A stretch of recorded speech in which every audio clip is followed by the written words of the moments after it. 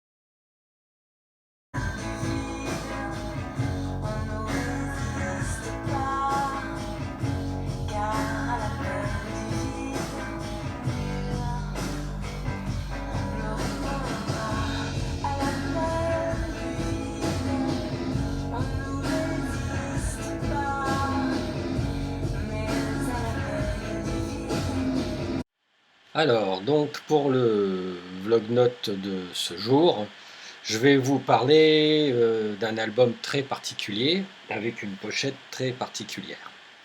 Il faut être clair, si vous n'aimez pas la flûte, si vous avez des mauvais souvenirs de vos cours de musique et de la flûte à bec, enfin bon, même si c'est pas vraiment de la flûte à bec, il ne faut pas déconner non plus, vous pouvez passer votre chemin. Après, si vous êtes allergique aux pochettes moches, hein, moi j'appelle ça des mochettes, passez votre chemin aussi, moi ça peut me faire plaisir. Hein. Voilà, donc cet album, c'est ça. Musique et instruments insolites, c'est le titre de la série dans lequel on trouve cet album, et le titre de l'album, là, ici, vous l'avez là, Flûte libre de Jean Cohen-Solal. Alors, je remercie cette pochette moche, hein, parce que je pense que c'est grâce à elle qu'il est resté sans doute quelques jours dans le bac de vinyle de ma ressourcerie, hein, où j'ai pu le trouver pour la modique somme de 1 €, hein, en parfait état. Hein. Alors, la pochette arrière, le verso, hein, c'est avec ce graphisme-là que cet album a été réédité relativement il y a quelque temps déjà par le label Le Souffle Continu, hein, label essentiel, mais bon, on en reparlera après. Donc je vous montre hein, l'intérieur avec Jean Cohen-Solal, la flûte traversière et sans doute différents types de flûtes, hein, l'ocarina, etc., etc. Et puis, cerise sur le gâteau, hein, la sous-pochette totalement d'origine. Hein. Alors, c'est paru à l'époque, je crois que c'est 72, hein, que je regarde, 72, c'est ça, 1972, hein, dans une série qui s'appelle Musique et instruments insolites. Peut-être à part un autre album dont le nom et le titre m'échappent, hein, bon, c'est pas franchement la série du siècle, hein. Voilà, mais c'est assez amusant de voir les pochettes d'origine et de voir ce qui pouvait sortir à l'époque. Hein. Et puis, comme vous pouvez le voir aussi, le vinyle qui est en parfait état, hein, ce qui montre qu'il a sans doute pas été beaucoup écouté par son précédent propriétaire. Hein. Alors,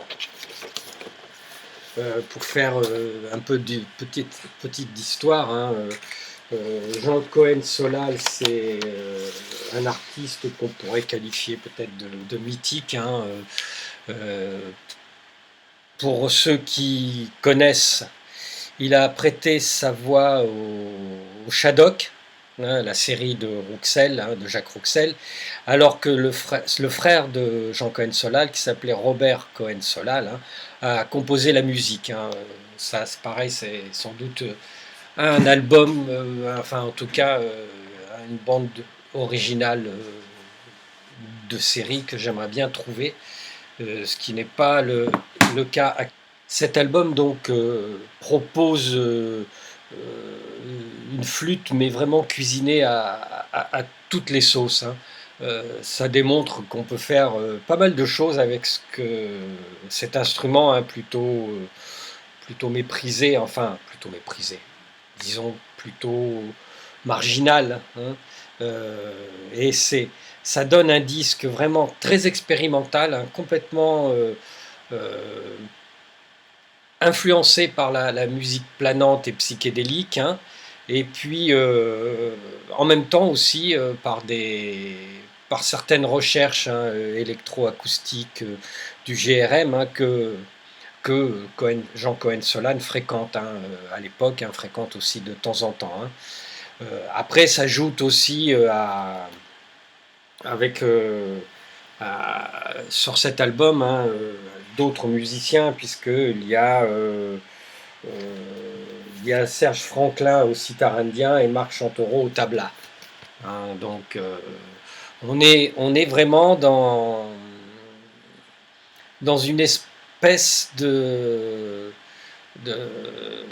d'alchimie musicale, hein. C'est euh, euh, c'est vraiment un album perché, complètement perché, hein. C'est sûrement ce qui se faisait de mieux avec un certain nombre d'autres groupes, hein, dans les années 70 en France, hein.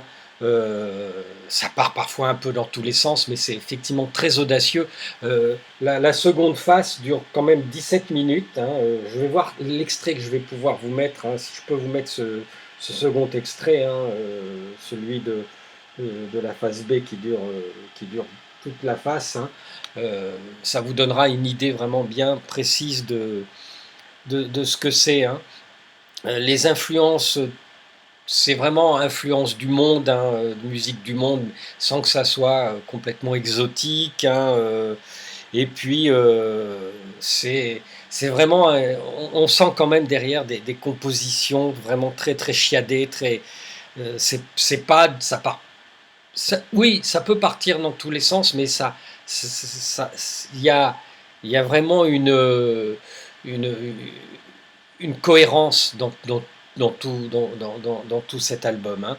Euh, c'est vraiment, vraiment un, un album totalement fou, totalement barré et très planant, très, j'allais dire tripant, mais on n'est pas dans le même trip qu'un album que je vous ai présenté dans un précédent vlog-note, hein, qui était l'album du groupe Panra, hein, Music from Atlantis, hein. On est dans une autre forme de voyage. On est dans une autre forme de voyage et c'est vraiment un voyage qu'il faut faire, hein. Et c'est aussi pareil, hein, c'est une musique qui ne s'écoute pas d'une oreille distraite, hein. Voilà.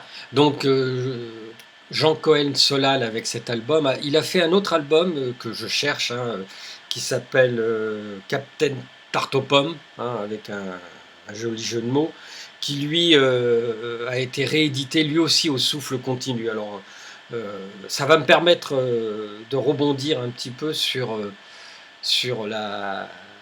l'introduction qu'a faite mon ami Esther Vinil hier, hein, sur une de ses vidéos, sur sa dernière vidéo, hein.